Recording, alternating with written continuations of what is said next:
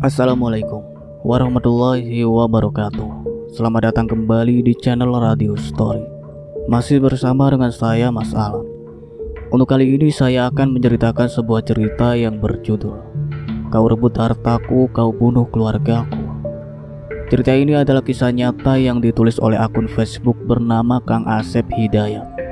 Tentunya nama dan tempat disamarkan agar menjaga privasi dalam toko tersebut.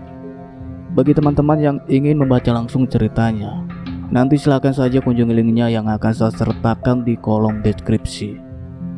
Tak usah berlama-lama lagi, langsung saja kita masuk ke ceritanya.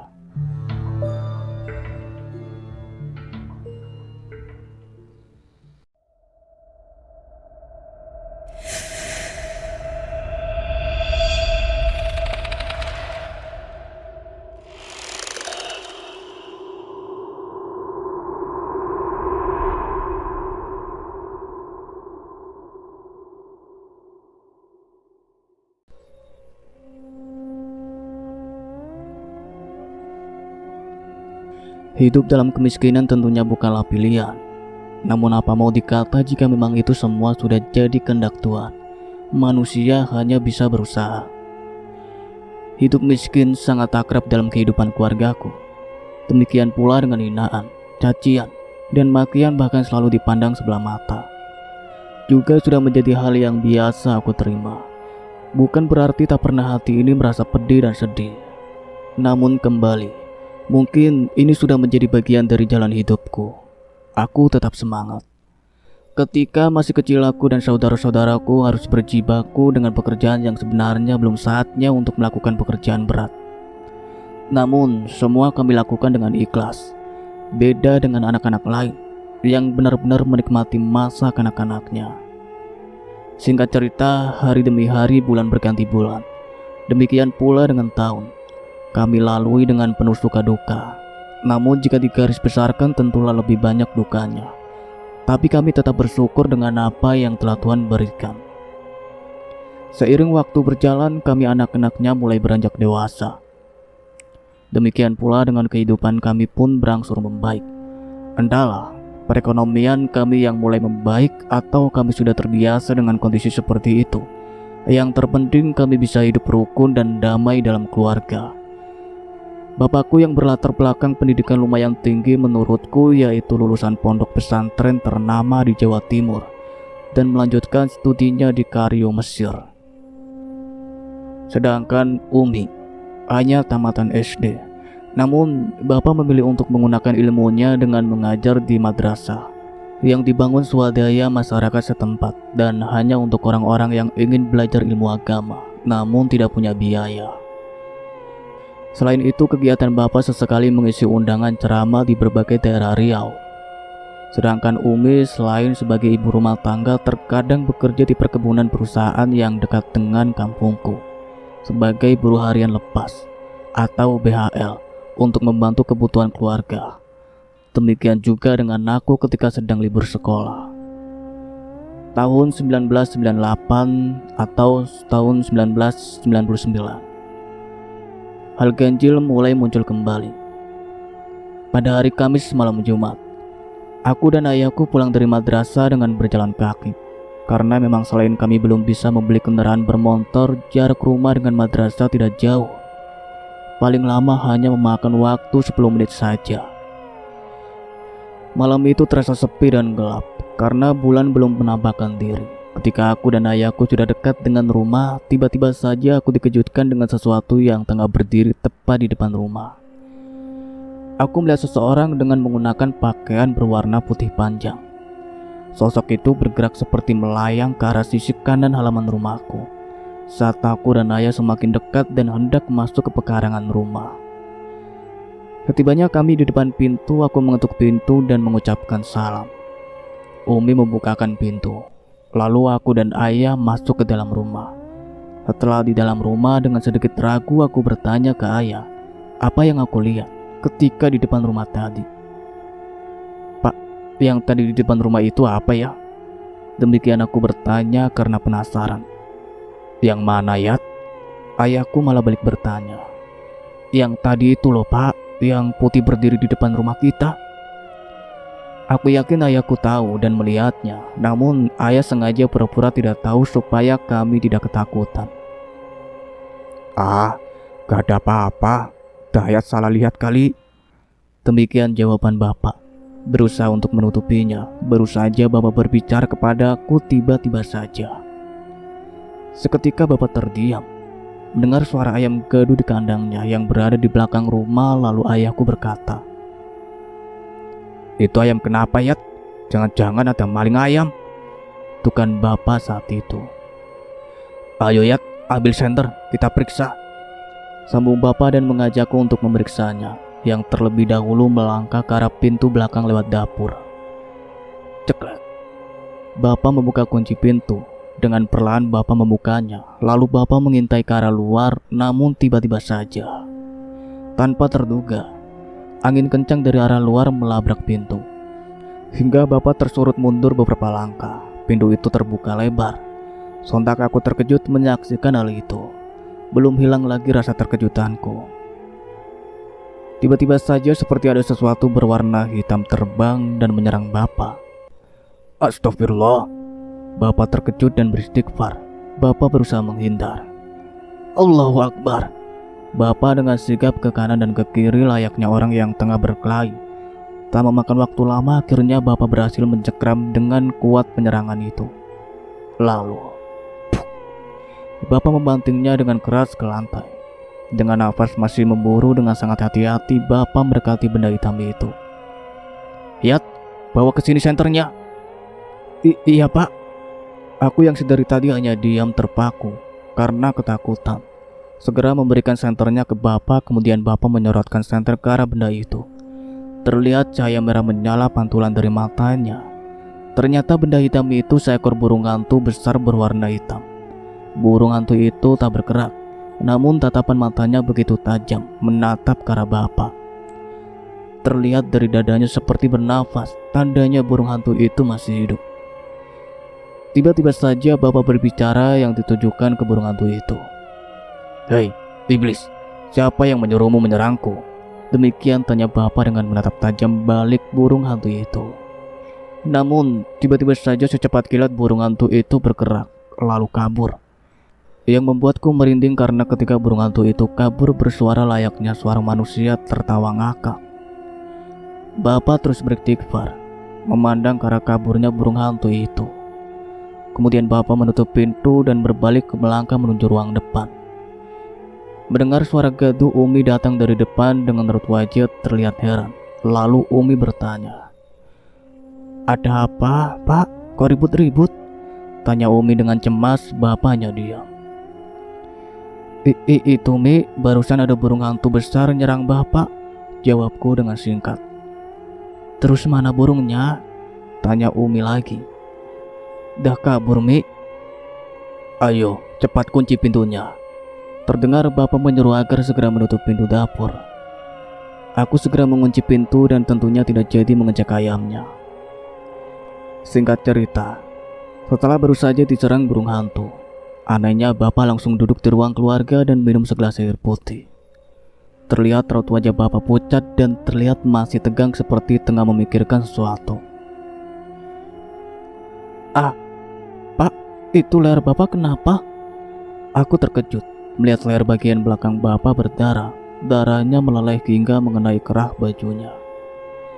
Mendengar teriakanku, bapak langsung mengusap lehernya dan bapak terlihat mengernyitkan keningnya. Tanda ia merasakan sakit bagian itu. Lalu Umi segera memeriksa leher bapak dan terkejut begitu ia melihatnya. "Astagfirullah Pak, leher bapak luka," ujar Umi. Lalu dengan tergopoh-gopoh Umi segera mengambil handuk kecil dan mangkok, lalu menuangkan air panas dari termos air. Setelah dicampur sedikit air dingin, lalu Umi mulai membersihkan luka pada leher bapak. Kulihat luka di leher bapak seperti sayatan pisau tajam. Walau luka di leher bapak memang tidak terlalu dalam, namun lumayan panjang. Setelah dibersihkan, lalu Umi menempelkan Hansaplast yang terlebih dahulu diberi obat merah. Malam itu kami sekeluarga tidur bersama di ruang keluarga.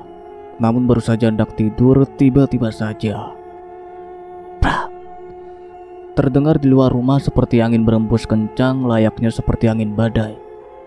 menghantam atap rumah seperti hendak menerbangkan semua atap seng rumah kami. Sontak kami terbangun dan berkumpul ngeriung di ruang keluarga.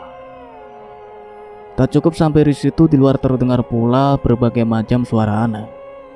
Ada suara kuda mengikik, suara-suara burung hantu seperti mengelilingi rumah, suara tertawa cekikikan, dan banyak lagi yang tak apa. Terdengar pula suara mengetuk pintu di depan dan belakang rumah dengan 2 ketukan. Raut wajah bapak terlihat tegang, apalagi kami. Suasana saat itu benar-benar sangat menakutkan. Kami terus berdoa yang kami bisa. Tiba-tiba saja, astagfirullah, sakit.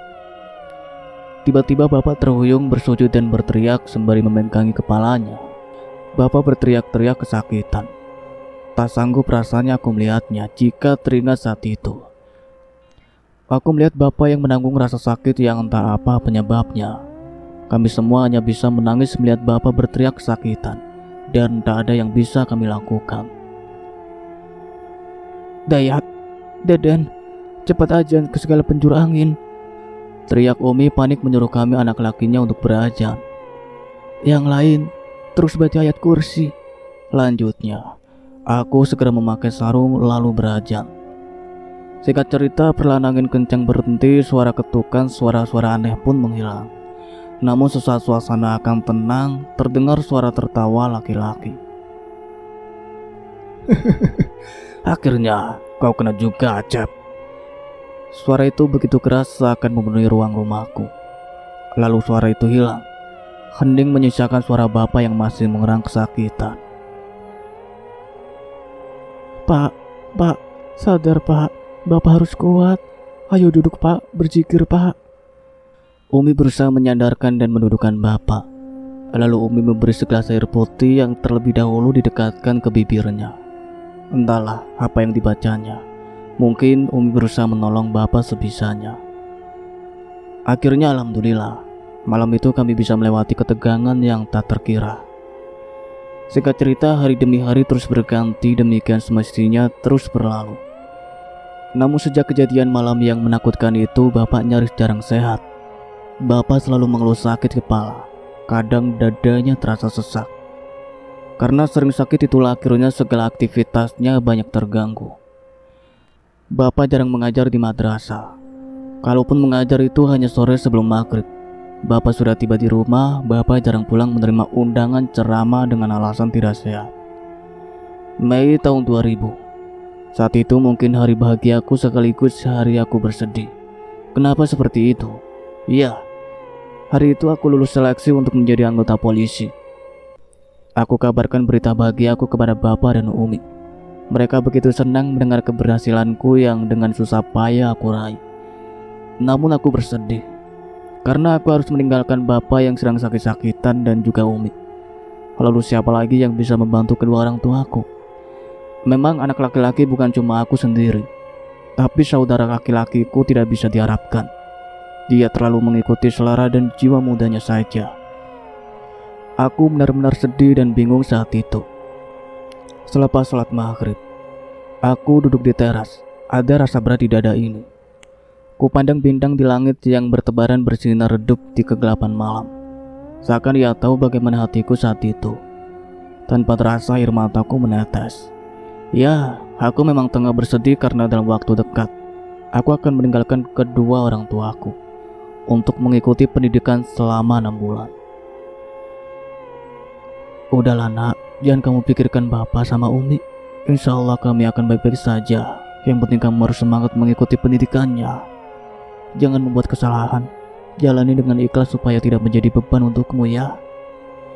Tiba-tiba saja Umi sudah di sampingku dan memberikan nasihat dan semangat untukku, serta meyakinkan bahwa mereka akan baik-baik saja. Aku sedikit terkejut karena aku tidak menyadari kedatangannya. Umi memelukku seraya membelai kepalaku seakan ia mengerti apa yang sedang aku pikirkan saat itu. Iya Mi, Dayat janji akan berjuang sebaik mungkin. Dayat gak akan mengecewakan bapak sama Umi, ucapku seraya memeluk Umi. Tak tahan rasanya hatiku harus meninggalkan Umi. Iya, Umi percaya sama kamu, Nak. Singkat cerita, aku berangkat pendidikan dengan penuh keyakinan dan semangat. Aku ingin mengangkat derajat keluargaku dengan keberhasilanku. Aku akan buktikan kepada orang-orang yang selama ini menghinaku dan keluargaku bahwa kemiskinan tidak menjadi suatu alasan untuk kita menjadi lebih baik. 6 bulan berlalu, aku menjalani pendidikan. Tanpa terasa tanggal 23 Desember tahun 2000, resmi aku menjadi anggota polisi dengan pangkat Sersan 2. Detik-detik pelantikan, hatiku merasa gelisah. Bukan karena sebentar lagi aku jadi polisi, melainkan aku tak tahan merasa rindu kepada bapak dan umi. Sebab selama pendidikan aku tidak pulang ke rumah. Bukan karena tak ada libur, tapi memang bapak melarang aku pulang kampung. Walau di saat ada cuti pendidikan maupun pada waktu IBL atau izin bermalam di luar. Selama pendidikan, aku hanya di tempat teman atau hanya tinggal di barak walau sedang libur. Begitu usai semua rangkaian upacara pelantikan, kusapukan pandangan mataku mencari bapak dan umi. Dari kejauhan terlihat bapak tengah duduk, karena saat itu bapak tengah sakit. Namun demi aku beliau hadir. "Bapak, Umi!" Aku berteriak dan berlari. Aku bersujud di kaki bapak dan umi. Aku menangis. Betapa aku bersyukur dan bangga terhadap kedua orang tuaku yang miskin ini, karena bisa menjadikan aku seperti saat ini. Singkat cerita, hari itu juga aku langsung pulang kampung. Rindu rasanya aku dengan rumah dan keluarga aku. Ketibanya di kampung, semua teman-teman dan tetangga-tetanggaku terkejut melihat aku pulang dengan memakai baju dinas polisi. Karena selama ini tidak ada yang tahu kalau aku mengikuti seleksi jasa polisi dan mengikuti pendidikan. "Lihat, kenapa kamu pakai baju polisi? Udah stres kamu atau gimana?" Tiba-tiba ada temanku sewaktu sama-sama narik becak di pangkalan, nyeletuk kepadaku lalu diiringi gelak tawa yang lainnya. Mendapat pertanyaan bernada "ya begitulah", aku hanya membalas dengan senyum. Namun adikku Neneng yang saat itu ada di dekatku menjawab dengan kesal. Udah puas ketawanya. Kalian pikir abangku polisi gadungan gitu?" Demikian ucapan Neneng. Seketika mereka terdiam. Lalu Neneng membuka tasku dan mengeluarkan map yang berisikan semua ijazah kelulusanku. Kemudian Neneng menunjukkan ijazah itu kepada teman-temanku yang tadi menertawakanku. Mereka begitu fokus melihat lembaran ijazahku dan seketika wajah mereka berubah memerah. Entahlah itu menandakan apa. Jadi kamu sekarang sudah jadi pak polisi?" ucap salah satu teman becakku itu dengan gugup. Lalu nyaris bersamaan mereka turun dari atas becaknya dan menyalamiku memberikan selamat. Namun demikian, semua itu tidaklah menjadikan aku besar kepala atau sombong. Aku tetap Dayat, anak kampung dari keluarga miskin. Hanya profesi saja yang berubah dari tukang becak menjadi anggota Polri. Setelah libur pendidikan selama 1 minggu, tibalah saatnya pengumuman penempatan tugas. Kami dikumpulkan di Polda Riau dan akhirnya namaku disebutkan bahwa aku ditempatkan di Pulau Batam. Sahabat pendengar, pasti bisa membayangkan bagaimana perasaan aku saat itu. Hanya air mata saja yang tidak keluar, namun hatiku hancur rasanya karena dengan begitu aku semakin jauh dari orang tuaku yang saat itu sedang membutuhkanku. Namun kembali bapak dan umi memberi semangat kepadaku. Beliau berpesan, "Laksanakan tugasmu dengan penuh tanggung jawab. Jangan sakiti orang lain. Carilah rezeki yang halal. Jadilah polisi yang beriman dan bertakwa." Demikian pesan bapak dan umi. Singkat cerita, selama 3 tahun aku bertugas di Batam dan tahun 2003 akhir aku pindah tugas ke Pulau Natuna. Belum 1 tahun aku bertugas di Natuna, aku mendengar berita dari kampung bahwa bapak sakit keras dan meminta aku untuk pulang. Mendengar berita itu aku segera mengajukan izin. Namun aku sampai detik ini tidak pernah lupa dengan nama dan wajahnya orang yang saat itu salah satu yang memiliki kewenangan dalam hal izin anggotanya. "Saya tidak bisa memberi izin untuk kamu. Saya tidak percaya orang tuamu sakit." Saat itu aku hanya bisa diam. dan keluar dari ruangan, dan malamnya aku mendapat berita bapak meninggal. Hancur rasa hatiku ini, remuk jiwaku ini, serasa bumi berhenti berputar tatkala mendengar berita meninggalnya bapak. Hari ketiga bapak berpulang. Akhirnya aku pulang karena saat itu pejabat ketiga di kesatuanku mendengar berita kalau ayahku meninggal dan beliaulah yang memberi aku izin. Akhirnya aku pulang dan yang kutemukan hanya tanah merah. Betapa hatiku hancur berkeping-keping saat aku melihat tanah merah dan tangis pilu Umi. Ya Allah, ampuni hamba-Mu ini, karena aku tidak bisa membahagiakan orang tuaku di akhir hidupnya. Setelah 7 hari bapak meninggal, aku kembali ke Natuna untuk menjalankan tugas. Namun, bukan hal yang mudah menghapus kesedihan dari jiwaku. Pikiranku menerawang ke masa lalu hingga teringat awal mula bapak sakit. Hari-hariku menjadi terasa hampa. Aku merasa tak berguna bagi keluargaku. Hingga pada suatu hari ada sahabatku, seorang anggota angkatan laut di Ranai yang biasa aku panggil Mas Pur, mengajakku menjumpai seseorang di suatu daerah yang masih di wilayah Natuna. Dan ternyata seseorang itu yang bisa disebut orang pintar. Aku dibawa Mas Pur dengan tujuan berobat, karena pasca ayahku meninggal aku menjadi lemah semangat.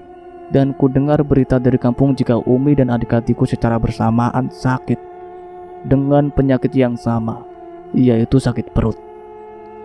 Dalam hal ini bisa dikatakan sakitnya ada keanehan dan tidak bisa dicerna logika.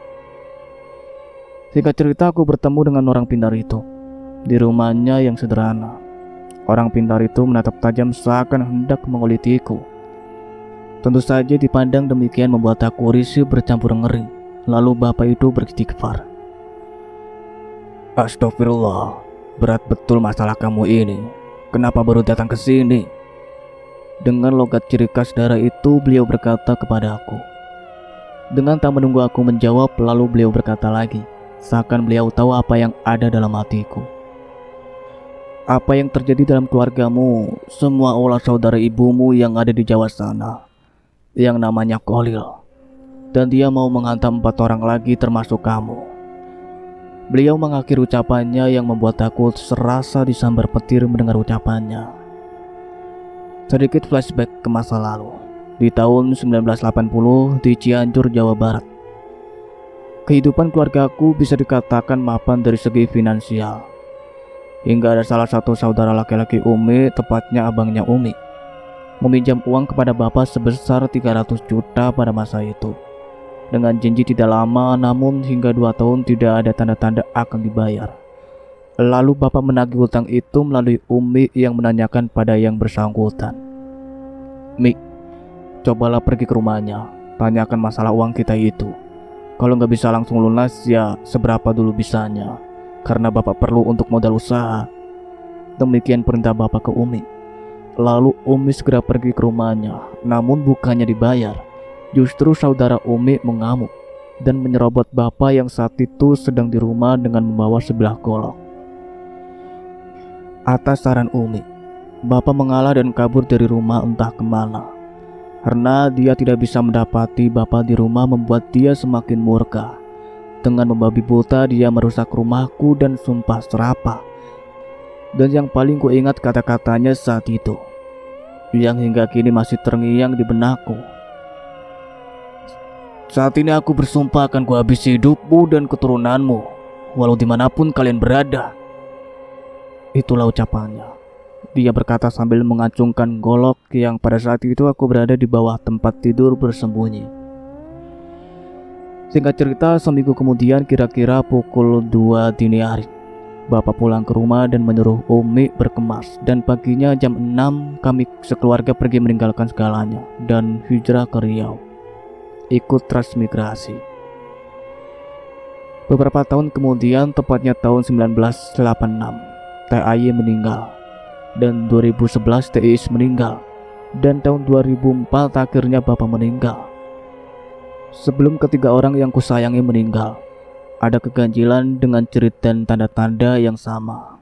Wallahu a'lam. Sayangi serta berbaktilah kepada orang tua, karena sebesar apapun yang telah kita berikan kepada mereka, takkan pernah terbalaskan atas jasanya terhadap kita. Bahkan bakti kepada orang tua yang akan mengantarkan kita ke dalam kesuksesan. Jangan pernah ingin memiliki sesuatu yang bukan milik kita, apalagi merampasnya dengan cara keji. Jangan karena nafsu hingga membuat orang lain menderita hingga kematian. Ingat, sekuat dan sehebat apapun manusia di muka bumi ini bukan berarti tak akan luput dari kematian, dan kelak di akhirat akan diminta pertanggungjawaban oleh Allah Subhanahu wa Ta'ala, dan juga dari orang-orang yang pernah disakiti. Itulah akhir dari cerita yang berjudul Kau Rebut Hartaku, Kau Bunuh Keluargaku, yang ditulis oleh Kang Asep Hidayat. Terima kasih banyak untuk kalian semua yang sudah setia mengikuti cerita ini sampai selesai. Nantikan cerita-cerita terbaru lainnya dari kami.